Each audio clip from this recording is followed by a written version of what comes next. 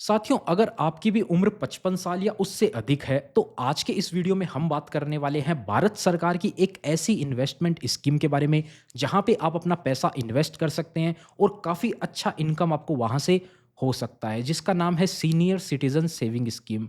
Bank के अंदर और पोस्ट ऑफिस में आप कहीं भी अपना अकाउंट खुलवा सकते हैं। इस वीडियो में पूरी जानकारी सीनियर सिटीजन सेविंग स्कीम से जुड़ी हुई आपको मिलने वाली है, और अगर आप पैसा जमा करने का सोच रहे हैं तो आपको एग्जाम्पल भी बताएंगे कितने पैसे जमा करने पे कितने पैसे वापस मिलेंगे, ब्याज दर क्या मिलता है अप्रैल 2026 के अंदर। पूरी जानकारी इस वीडियो में आपको मिलेगी। नमस्कार दोस्तों, मेरा नाम है राकेश और आप देख रहे हैं बैंकिंग बाबा यूट्यूब चैनल। देखिए, इस वीडियो में हम क्या क्या टॉपिक कवर करेंगे वो आप देख सकते हो। एलिजिबिलिटी की बात करेंगे, इंटरेस्ट रेट की बात करेंगे, टैक्स और टीडीएस के क्या रूल हैं, समय से पहले आपको पैसे की रिक्वायरमेंट है तो क्या रूल रहने वाले हैं, एक्सटेंशन अगर आप पूरा हो जाता है उसके बाद में क्या इसको एक्सटेंड करवा सकते हैं, जैसे कि रिन्यूअल का ऑप्शन होता है पोस्ट ऑफिस एफडी में या बाकी एफडी में, वैसे ही उसके अलावा नॉमिनेशन की बात करेंगे। सबसे इंपॉर्टेंट पॉइंट है, 2 पॉइंट है, वो आपको लास्ट में इस वीडियो में मिलने वाले हैं, तो एंड तक जरूर से देखिएगा। वीडियो पसंद आती है तो वीडियो को लाइक कर दीजिएगा। चैनल पे नए हैं, अगर अभी तक सब्सक्राइब नहीं कर रखा है तो जरूर से सब्सक्राइब कर दीजिए। काफ़ी सारे लोग हैं वीडियो देखते हैं लेकिन सब्सक्राइब नहीं करते, तो सब्सक्राइब जरूर से कर दीजिए अगर वीडियो पसंद आती है तो। चलिए अब बात कर लेते हैं सीनियर सिटीजन सेविंग स्कीम क्या है। तो देखिए, गवर्नमेंट की तरफ से चलाई जाती है, तो गवर्नमेंट बैक्ड स्कीम है। आपका पैसा पूरी तरह से सेफ रहने वाला है, बिल्कुल भी रिस्क नहीं है, मार्केट लिंक नहीं है, यानी कि शेयर मार्केट ऊपर जा रहा है नीचे जा रहा है उससे आपको टेंशन नहीं है। आपने जिस इंटरेस्ट रेट पे अकाउंट खुलवा लिया उतना इंटरेस्ट रेट आपको फिक्स मिलने वाला है। उसके अलावा बेस्ट किसके लिए होती है, रिटायरमेंट कॉर्पस को जमा करने के लिए। अगर आप एक रिटायर हो रहे हैं कहीं से, गवर्नमेंट सर्विस से या कहीं से भी, तो आपको लमसम कुछ पैसा मिल रहा है, जैसे कि कई बार 10 लाख 20 लाख 30 लाख रुपए आपको मिल रहे हैं, तो वो पूरा का पूरा पैसा आप एक साथ यहाँ पर इन्वेस्ट कर सकते हैं। यहाँ पर क्या होगा, सेफ्टी भी रहने वाली है और यहाँ से आपको रेगुलर इनकम भी होएगी। रिटायरमेंट के बाद में भी आपको यहाँ से रेगुलर इनकम मिलती रहेगी। आपने जो पैसा जमा किया है वही पैसा आपको ब्याज के रूप में वापस मिलेगा, तो यहाँ से आपको सेफ है, इनकम भी होने वाली है। सीनियर सिटीजन सेविंग स्कीम एक तरह से ये होती है। अब बात करते हैं मेन पर्पस क्या है सीनियर सिटीजन सेविंग स्कीम का। तो यहाँ पे आपको सेफ इन्वेस्टमेंट मिल जाता है, उसी के साथ साथ आप यहाँ से रेगुलर इनकम जनरेट कर सकते हैं, और आपका जो पैसा है, जो आप एक साथ पैसा जमा कर रहे हो, वो एकदम सुरक्षित आपका रह सकता है। बैंकों में भी आजकल रिस्क होता है, अगर आप किसी बैंक के अंदर सीनियर सिटीजन सेविंग स्कीम में अकाउंट खुलवा रहे हैं ना, तो वो पैसा आपका गवर्नमेंट के पास में जाता है, उस बैंक के पास में नहीं रहता है, तो पैसा 100% सेफ है। बैंक में अगर आप एफडी करवाते हैं ना, तो वो आरबीआई की रेगुलेशन में आता है, वहां पर आपको 5 लाख रुपए का इंश्योरेंस मिलता है, लेकिन बैंक में ही सीनियर सिटीजन सेविंग स्कीम आप खुलवाते हैं तो आपका पैसा गवर्नमेंट की रेगुलेशन में आता है, तो ये आपको अलग अलग ध्यान में रखना है।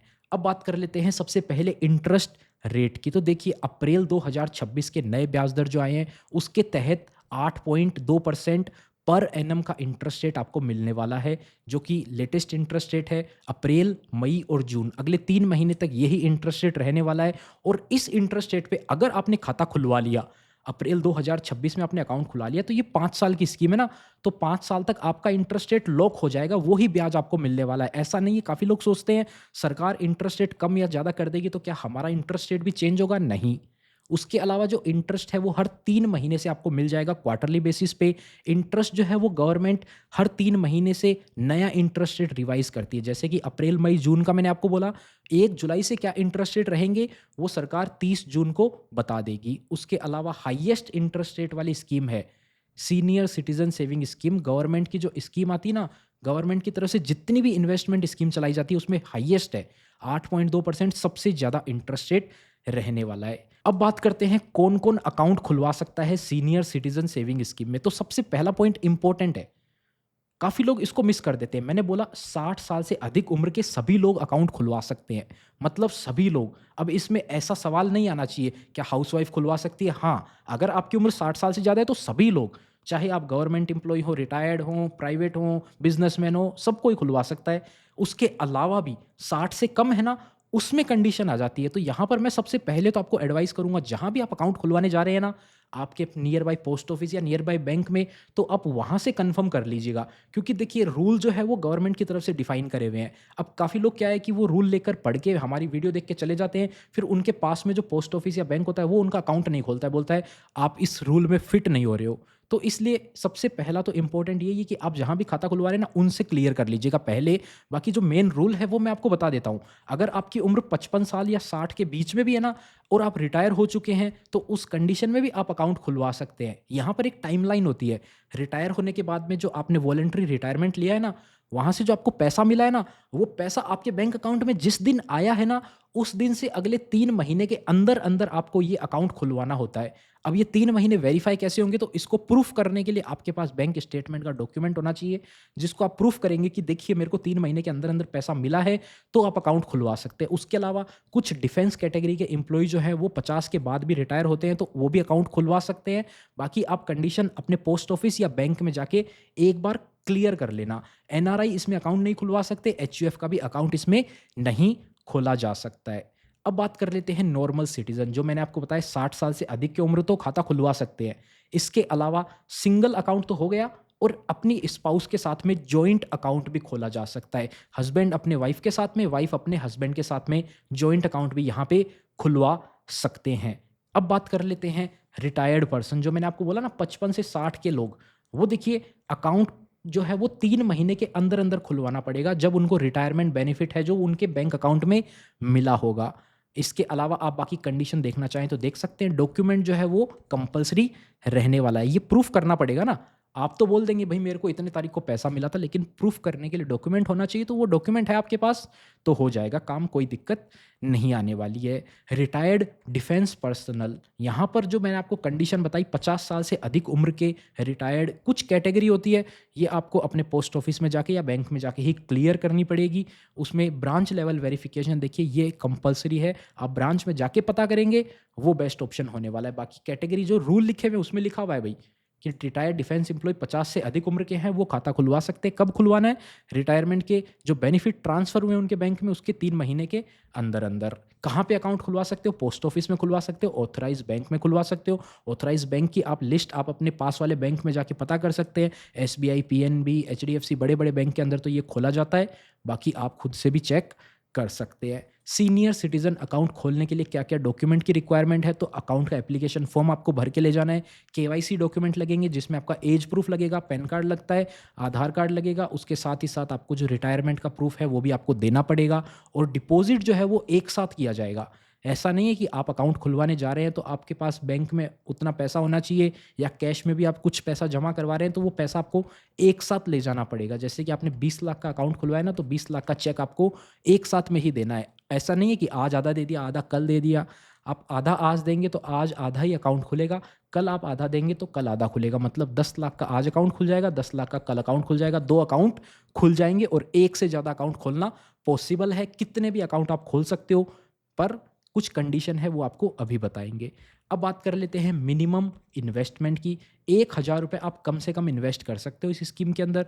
उसके अलावा कहाँ इन्वेस्ट कर सकते हो? जो मैंने आपको बताया, बैंक के अंदर या फिर पोस्ट ऑफिस के अंदर जाके आप इन्वेस्टमेंट कर सकते हो। मैक्सिमम इन्वेस्टमेंट की बात करें तो एक व्यक्ति 30 लाख रुपए ज़्यादा से ज़्यादा जमा करवा सकता है। अभी मैंने आपको बताया था ना कितने खाते खोल सकता है एक व्यक्ति, कितने भी खोल सकता है, लेकिन मैक्सिमम लिमिट जो है वो 30 लाख रुपए रहने वाली है। 2023 के अंदर रूल आया था, उससे पहले 15 लाख रुपए ही आप इन्वेस्ट कर सकते हैं। 23 के अंदर जो रूल आया उसमें इसकी लिमिट को डबल कर दिया गया था। पिछले 3 सालों से ये रूल है, आप 30 लाख रुपए जमा कर सकते हैं। अभी भी काफ़ी लोग कमेंट करते हैं, सर हमने तो 15 लाख रुपए का ये अकाउंट खोलने दिया था।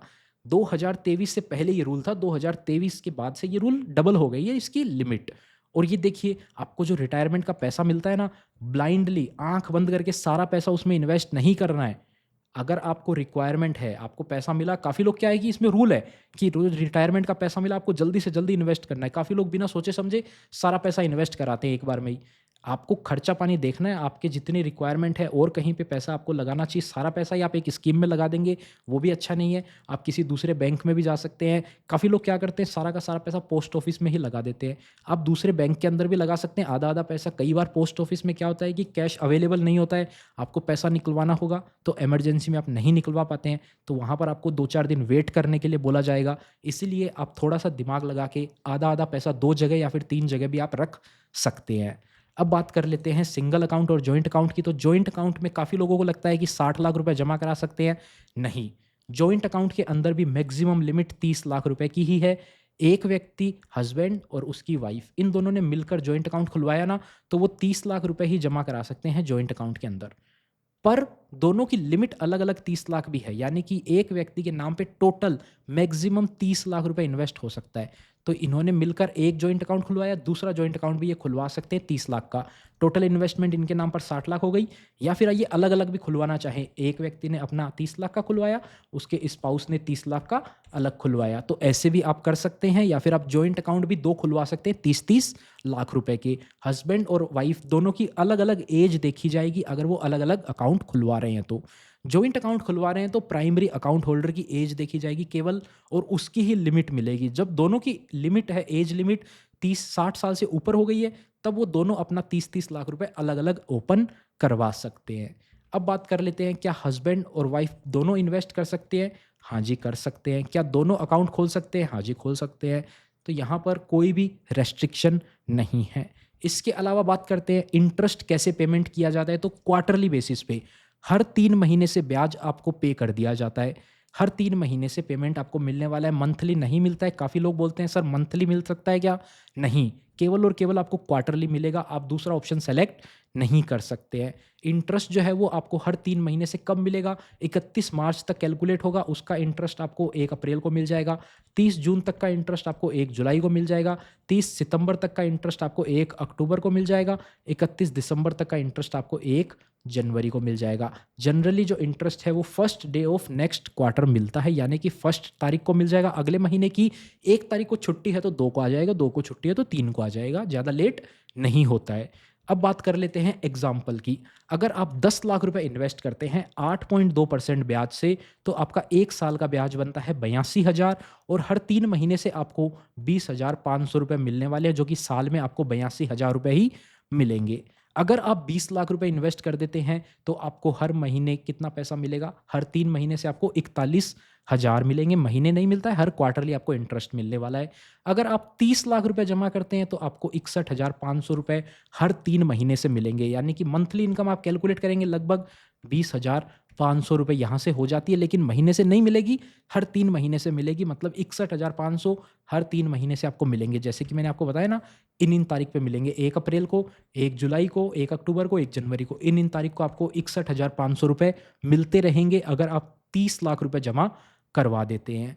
अब बात करते हैं, अगर आप 24 लाख रुपए जमा करते हैं इस स्कीम में 8.2% के ब्याज से, तो आपका साल का ब्याज बनता है 1,96,800। टोटल क्वार्टरली इंटरेस्ट बनता है 49,200। अगर आपने 24 लाख रुपए 5 साल के लिए जमा करके छोड़ दिए, तो आपको 49,200 49,200 रुपए साल में 4 बार मिलेंगे। 1 साल में आपको मिलेगा 1,96,800, लेकिन ये स्कीम है 5 साल की, तो आपको टोटल 5 साल में कितना इंटरेस्ट मिलेगा? 9,84,000 रुपए आपको टोटल 5 साल में ब्याज मिलने वाला है, अगर आप 24 लाख रुपए जमा कर देते हैं तो। अब देखिए एससीएसएस के टेन्योर की, जैसा कि मैं आपको ऑलरेडी बता चुका हूँ, 5 साल की स्कीम है। आपको इंटरेस्ट जो है वो फिक्स टर्म के लिए मिलता है, जितना इंटरेस्ट रेट फिक्स हो गया 5 साल तक, वही इंटरेस्ट आपको मिलने वाला है। एक्सटेंशन की बात करें, 5 साल की स्कीम जैसे ही पूरी हो जाती है, आप इसको अगले 3 साल के लिए एक्सटेंड करवा सकते हो। और कितने समय तक एक्सटेंड करवा सकते हो? आप 3 साल, आप 3 साल, आप 3 साल, कितनी बार भी आप एक्सटेंड करवा सकते हो। जैसे ही 3 साल कंप्लीट हो रहे हैं, दोबारा 3 साल, फिर 3 साल, फिर 3 साल, जब तक अकाउंट होल्डर की मृत्यु नहीं हो जाती, तब तक वो 3-3 साल के लिए इसको एक्सटेंड करवा सकता है लाइफ टाइम के लिए।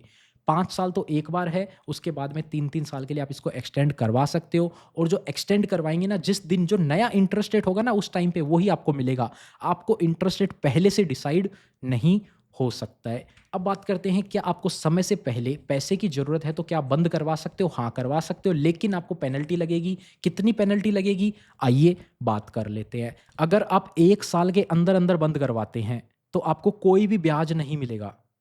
अब आप बोलोगे ब्याज तो मिल गया, 3-3 महीने से ब्याज मिल रहा था, तो आपका जो प्रिंसिपल अमाउंट है उसमें से एडजस्ट कर लिया जाएगा। एग्ज़ाम्पल समझिए, 10 लाख का खाता खुलवाया, 82,000 ब्याज बनता है पहले साल का। हर 3 महीने से आपको 20,500 रुपए मिल रहे थे। 20,500 आपको हर 3 महीने से मिल रहे थे। 1 बार मिल गए, 2 बार मिल गए, 2 बार मिल गए। आपने यानी कि 6 महीने के बाद में अकाउंट बंद करवा दिया, तो 20-20 41,000 आपको मिल गए ना ये। ये आपके 10 लाख में से काट लिए जाएँगे 41,000 रुपए, और आपको बाकी पैसा ही दिया जाएगा। यानी कि जो पैसा आपको मिल चुका है वो आपके ब्याज प्रिंसिपल में से रिकवर कर लिया जाएगा। मतलब कोई भी ब्याज नहीं मिलेगा। 1 साल के अंदर आप बंद करवाते हैं तो बहुत ही अच्छा नहीं है ये रूल। अब बात करते हैं 1 साल के बाद में और 2 साल से पहले तक आप बंद करवाते हो तो 1.5% आपके डिपॉज़िट का काटा जाएगा। 10 लाख का 1.5% कितना होता है? 10 लाख का 1.5% आप करेंगे तो लगभग 15,000 रुपए होता है। 1% इसका 10,000 होता है तो 1.5% इसका 15,000 होता है, तो 15,000 का आपको नुकसान होने वाला है। पहले केस में देखिए कितना आपको 41,000 का नुकसान हुआ था।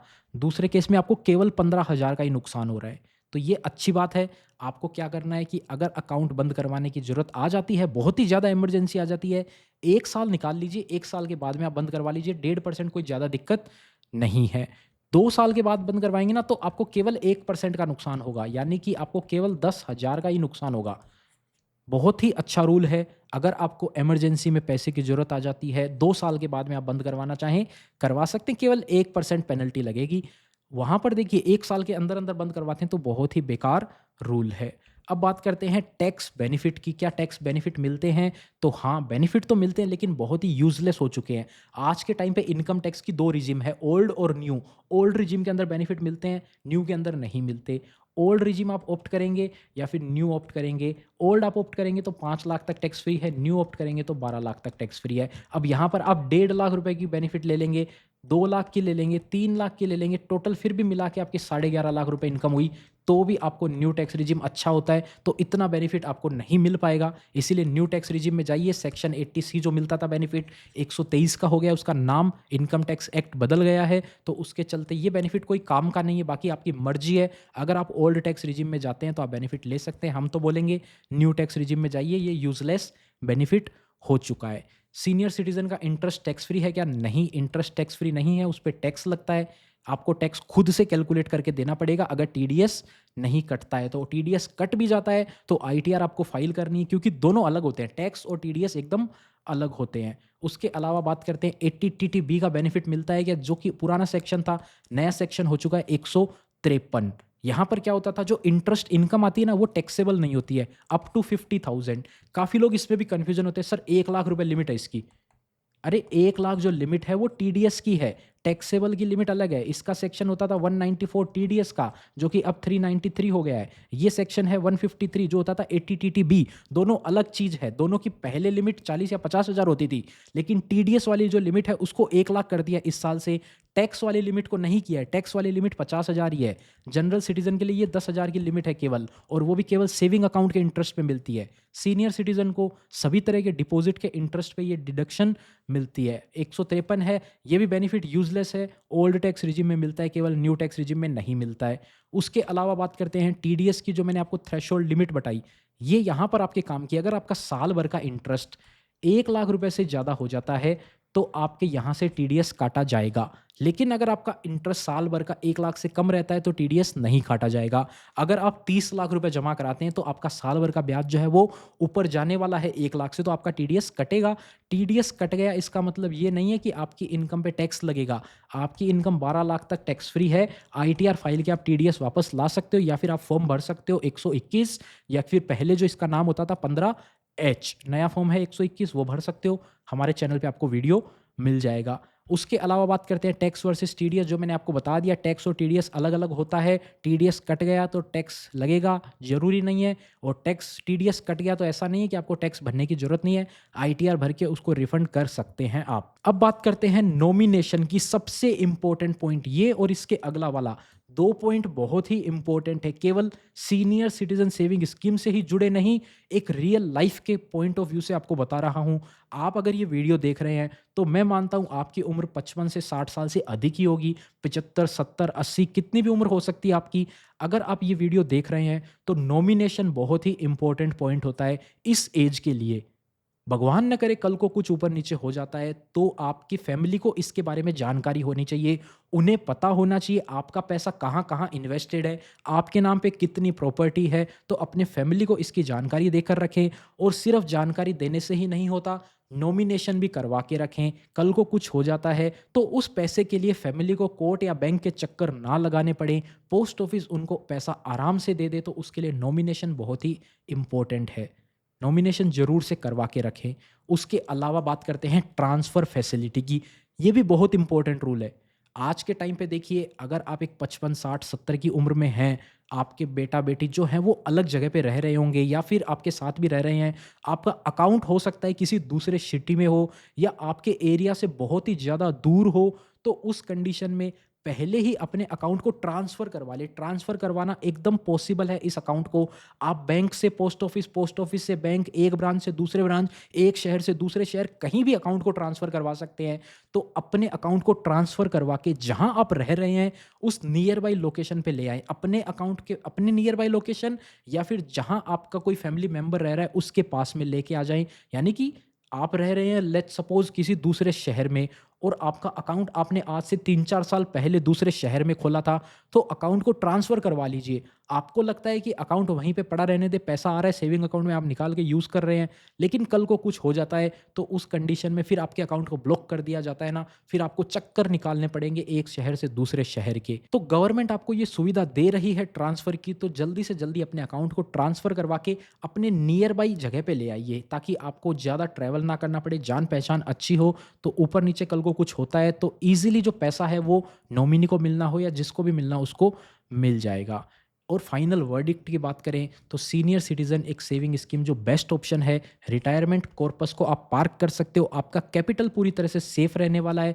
कंज़र्वेटिव इन्वेस्टर के लिए है, अगर आप एकदम बच-बच के सेफ रहना चाहते हैं, शेयर मार्केट से दूर, तो आपके लिए बेस्ट स्कीम है। टीडीएस, लिक्विडिटी, पेनल्टी, ये सारे रूल मैंने आपको बता दिए। इनको ध्यान में रखते हुए आप अपना डिसीज़न बना सकते हैं, आपको इन्वेस्टमेंट करना है या फिर नहीं करना है। ओवरऑल एक समरी की बात करें, गवर्नमेंट स्कीम है, 8.2 का ब्याज मिलता है, 5 साल का टेन्योर है, 3 साल एक्सटेंशन करवा सकते हो, 1000 से 30 लाख आप इन्वेस्ट कर सकते हो, क्वार्टरली आपको इंटरेस्ट मिलता है, इंटरेस्ट जो है वो टैक्सेबल है, टीडीएस आपका रूल लग सकता है, प्री मैच्योर क्लोजर की आपको पेनल्टी बता दी गई है, उसी के साथ नॉमिनेशन बहुत इंपॉर्टेंट है। एक समरी की बात करें तो 2 सेकंड में आपको 20 सेकंड के अंदर-अंदर पूरी समरी बता दी इस वीडियो की। बाकी आपको डिटेल में वीडियो कैसा लगा, ज़रूर से कमेंट के अंदर बताइएगा। वीडियो पसंद आई तो वीडियो को लाइक कीजिएगा, चैनल पे नए हैं चैनल को ज़रूर से सब्सक्राइब कर दीजिए। मिलते हैं आपसे फिर किसी नए और इंटरेस्टिंग वीडियो में, तब तक के लिए अपना ख्याल रखिएगा।